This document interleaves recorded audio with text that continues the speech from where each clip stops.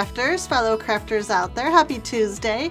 I am Kim Kesti, Creative Director at Fun Stamper's Journey, and super excited that it's Tuesday again. It seems like it was just Tuesday yesterday, but these weeks just fly by and we are having so much fun. In fact, this week we're extra busy because we are preparing back in the craft room across the way there for our big show on Friday. So if you guys do not already know about it, we are having our Easter Blessings launch party this Friday, February 15th. So we are just having all kinds of inky fun, as you will see when you see a close-up of my fingers, that they are already nice and inky. But I thought, you know what, might as well go with the ink techniques going on, so that's what I'm going to share with you today. As you know, T3 is all about tools, tips, and techniques, and I come to you every Tuesday and just try to bring something fun, something new, hopefully something you've never tried before, just get you inspired, get you going. So super fun. Let's take a look at what we're going to be working on today. The description of today's video was all about double the fun. So I'm going to be using this fun stamp set, and it's called Small Things. And I'm going to quickly create a background using two of our liquid colors and a little extra little splash from our outrageous pink here. But that's not going to be the only thing I'm going to do to the background. I'm going to, again, double it up because I'm talking about doubling the fun today. So let me show you what I am talking about. It's like, okay, Kim, just get on with it. Let's see what you're going to do. So what I'm going to do is I'm going to put both of these liquid colors down. This is Watermelon Fusion first. And down on what, you might ask? This is just one of the little clear sheets that comes with our stamps, our stamp packaging. The stamps are preloaded on these little sheets, and then I go ahead and put them on this backer board, so you can see that mine are connected straight onto the backer where they cling to just beautifully. But I always keep those extra sheets because they're super fun to play with. They're like the perfect little palettes, and when they get all messed up, then you can just go ahead and toss them, and you've gotten extra use out of them.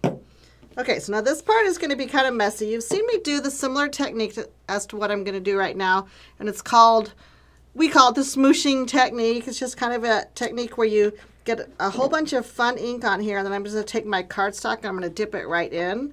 But I'm going to water these down and kind of, again, get my colors to spread a little bit. And this can be kind of messy. So if you have an apron, you might want to grab that. If you have some kind of an old cardboard box or something you do your spraying on, that's fun too.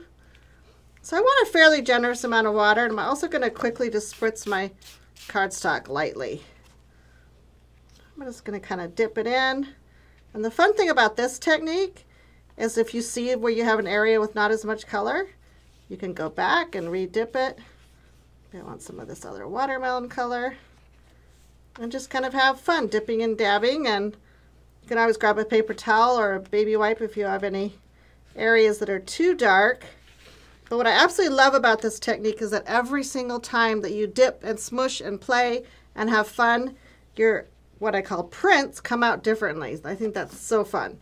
I'm going to show you a couple that I have done earlier because, like I said, this is only step one because we're doubling up the fun today. Here is a panel I did a little bit earlier today with those same colors. You can see this time got a lot more of the lemon drop in it. I love that. And these do dry slightly lighter. Like this really dark watermelon color is definitely going to dry to something that looks more like this. So it looks almost purpley right now, but it definitely dries lighter. And here's another panel that I did earlier too. And you can see this one's blended a lot more. So that is just what's super fun about this technique, is that every single time it turns out different. Now this particular one is the one I decided to carry on with my card base. And what I did is I took an extra panel of whipped cream cardstock. Can you see that? So I just took a plain panel, trimmed down slightly smaller than my, splashed whipped cream cardstock. And by the way, this is not splash sheet, it's normal cardstock. And so that just makes it sturdier, and you can see how much flatter it's laying now. If I show you one that's got lots of wibbles and wobbles in it, this is a great way to just flatten your panel so it can lay nicely on your card front. So that's kind of my first tip of the day. I'll set this one aside, let it dry a little bit. Okay, so I've got this one where it's kind of an extra stabilized.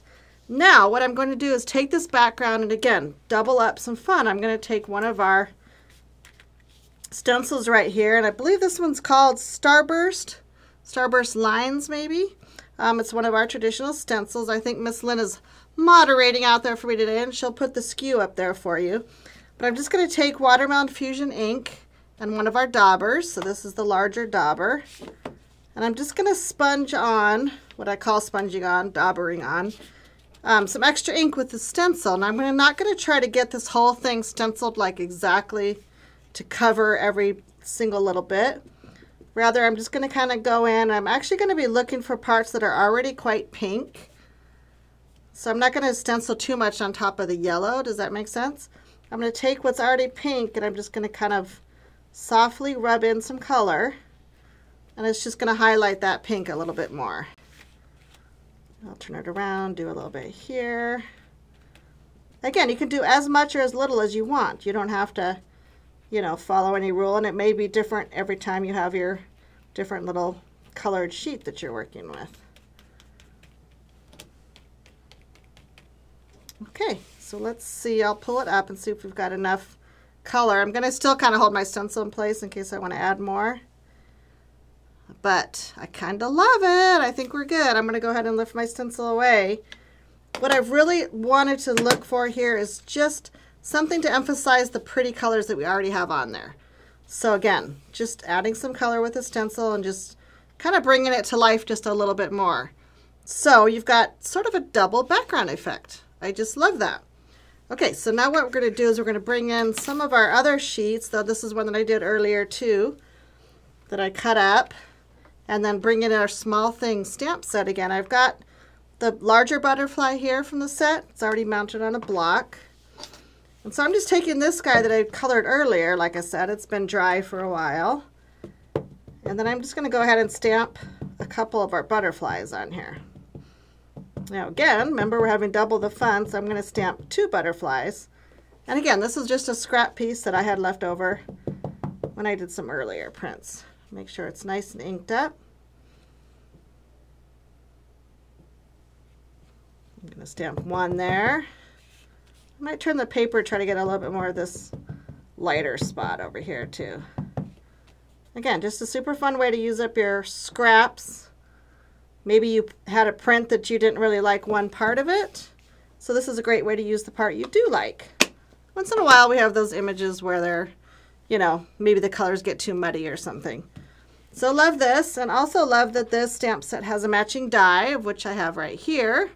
So Small Things has a die to cut out all the butterflies and all the little cuties. So I would go ahead and just, you know, run this through my die cutting machine, die cut both butterflies, and then we're going to end up layering them up on our finished card.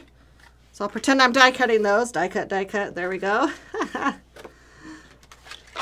Now this is a really fun tip. Now this is something that our designer, Miss Laura, came up with, and she showed this to me online one day, and I was like, oh my gosh, this is so much fun. I love when people think of different ways to use our dies. So this is a different way to use one of our really popular dies called the reversed banner. And as soon as she showed me how to do it, I thought, I had one of those moments where, why didn't I think of that? Do you ever do that when you see someone share a really fun crafty tip? You're like, I should have thought of that myself. But that's the joy of having crafters and crafty friends. They always figure things out and they share with you, and I'm kind of paying it forward, as you shall say, and sharing Laura's tip with you on today's T3. So I think that's really fun. So what I did is I went ahead and did, like she did, just cut one of the reverse banners out, and I believe this is the second largest die in the set.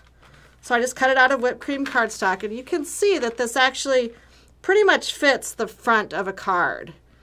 So that's what's pretty cool about that. But now, instead of just using this, which would be fun, although I think in this case it would cover too much of our background. So what she thought of is she went ahead and flipped the die over. And of course, it's going to line up perfectly on the back because it's exactly the right width. And then Laura said, check it out. You can make any kind of, you know, just really fun hexagon here, whatever size you want. I guess a true hexagon has all of the sides the same, but you guys know what I'm saying. So a really nice skinny one here with just a little flat edge, a little bit wider, or even to go to a true hexagon and get those sides that are all the same.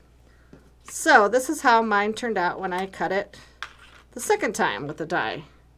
So love it, super fun.